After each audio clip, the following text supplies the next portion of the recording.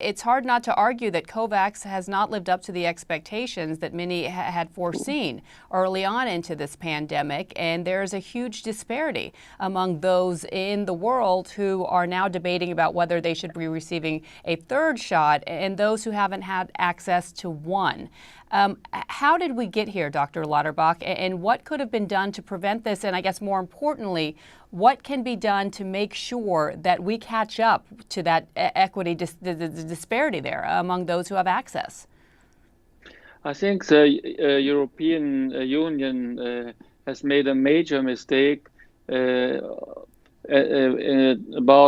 a year ago when there was not enough investment in establishing production capacity for the vaccines. We have basically only invested in the production capacity that was needed to cover Europe. We have not done much more. That was, in my opinion, a major mistake, and I have said so a year ago and earlier. So that is where we currently are.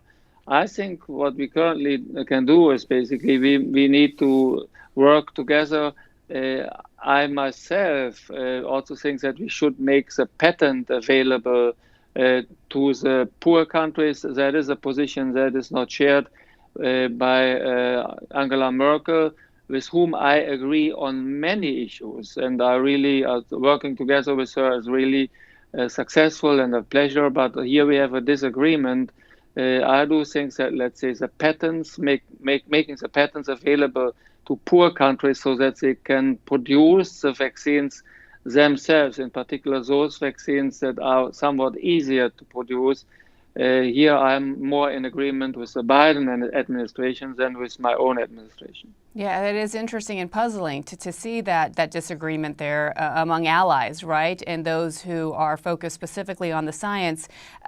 Dr. Brilliant, explain to me how you can, on the one hand, make the argument that if we don't get enough vaccines for those that have yet to have one, we will see more and more variants, and they could be even stronger than Delta. But on the other hand, when somebody hears that companies are advising that third booster shots be given, they have every right to say, I want one. So where do you stand here? But what we should be doing is selecting 50 to 100 countries around the world that have some nascent or good vaccine manufacturing capacity, and we should be exporting vaccine manufacturing factories.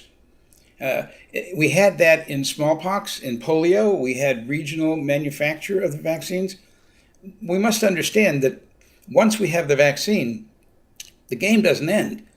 That's just the beginning. We have to get the vaccine to the final inch of 200 plus countries. It's an enormous task. Much better done if the vaccine is made locally. And I'm aware of all the problems of quality control, but those can be fixed.